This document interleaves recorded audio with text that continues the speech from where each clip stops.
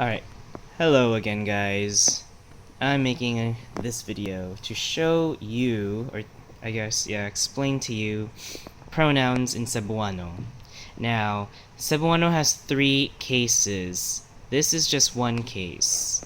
Pronouns in the absolutive case. And I think you're starting to see a little trend here because I keep putting things like VSO there to probably remind you. Alright, that's the word order, verb, subject, object. Alright, and I say that it's pretty important to memorize that word order because when you're gonna talk or construct sentences, it's gonna be much more grammatically sound to have it in that word order.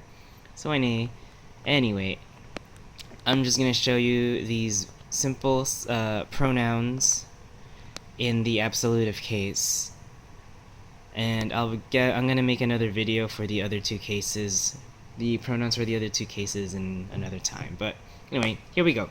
So in the singular forms, first person singular, which is us, right? Me, I, singular. We're talking about just one person. First person, which is me, is ako. Okay? Ako. Ako, which means I. Listen to the stress. Ako. Ako. It means I. Second person singular is you, right? We're talking about the second person in the conversation. Oh, you're in the conversation. So you, second person singular, is ikaw. Ikaw. Ikaw. Again, just listen to the stress. Ikaw. And lastly, third person singular is or what I like to call it is the gossip. The gossiping pronoun, as we say, because we're talking about this person, right? Oh, let's talk about, or let's gossip about him, or let's gossip about her, she, it, whatever. That third person entity, whatever that is, right? So Cebuano doesn't distinguish between among genders, among masculine, feminine, neuter, whatever, as if, it's just all just one thing, the third person thing. I know in other Indo-European languages they have that, but in this Austronesian language we don't. So it's pronounced as siya. Siya, okay? He, she, it, siya. Siya. A lot of people say it fast as siya, siya, but siya. Moving on to the plural forms. Okay? Plural. First person plural is well, we have actually 2 forms of it because it's an Austronesian language trait that other Austronesian languages have, including Cebuano, which is no exception. There is an inclusive and exclusive we.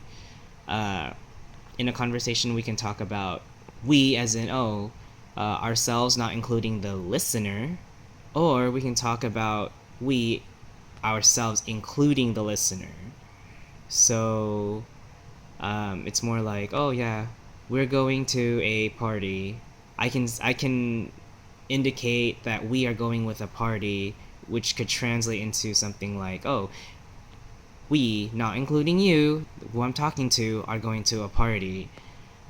Or we, including you, who I'm talking to, are going to a party, right? So there's an inclusive and exclusive we. We're going to the party. Now, the inclusive we, which is including you, is actually this one. We is inclusive, right?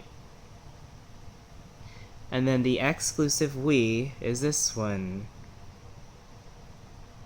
Exclusive, meaning it's not including you, it's just us. Inclusive, including you and us. Alright? Now the 2 forms of this is kami, and kita. Kita. Alright? We. They both mean we, but they have different they just have a different use, and they have different meanings when you're gonna use them. Kami and kita. Next one, the plural second form, or second person plural is kamo. Is the you all, the you guys, y'all, you plural, yeah, kamo, right? All of you. And last one, the third person plural is sila, they. The plural form of he or she or them is like all they. Sila, sila. Right, so now you know these are the pronouns in the absolutive case. The absolutive case. And what is the absolutive case?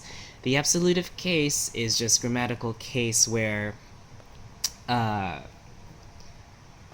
subject, I think it has to do something with intransitive and transitive verbs where these pronouns can act like subjects of an intransitive verb or objects of a transitive verb. And what's a transitive verb? It's a verb that can take objects, whereas an intransitive verb is a verb that does not take objects. So an example of an intransitive verb would be I sat, I laughed, or I sang, right? There's nothing else you can add on to that. It's just simple. I ran, I sat, I cried, I laughed. And an intransitive verb is a verb that needs to have an object, right? So, object. So let's, another word would be like, oh, I give you money. So what did I do? I gave you what? An object. I gave you an object, right? What was that object? Money, right? I give you money. Or she hit the ball. Okay, she hit. That's the verb, right? She hit. Hit is the verb. Well, what did she do? She hit something. What's the object? The ball. The ball is the object. So she hit the object. The object was a ball. So that is a transitive verb which takes an object, and intransitive verbs don't take objects. The thing here is that in the absolutive case, these these pronouns can act like subjects of an intransitive verb or objects of a transitive verb. That's when you use these pronouns, all right, in Cebuano. And that's only in the absolutive case. The other two cases, the ergative and I guess the other one is kind of debatable. They say oblique, some people say objective, it just depends. But those two other cases, I will make another video in the future explaining those cases and when to use it. The last thing I want to talk about with this is that even though ako is pronounced as ako, it can also be shortened into ko. So you can shorten this into ko. Ikaw can be shortened to ka. Ka, K-A. Ka.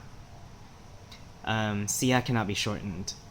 In the plural side, kami can be shortened into mi. Kita can be shortened into ta. Kamo can be shortened into mo. And sila cannot be shortened.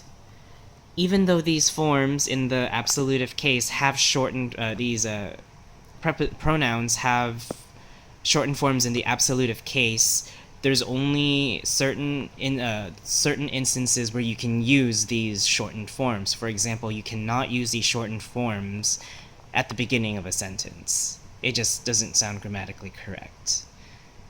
However, when I give you more examples and more videos, you will see how these forms are used, when to use them, and how they function in their shortened forms, and when to use the shortened forms versus the long forms. Alright?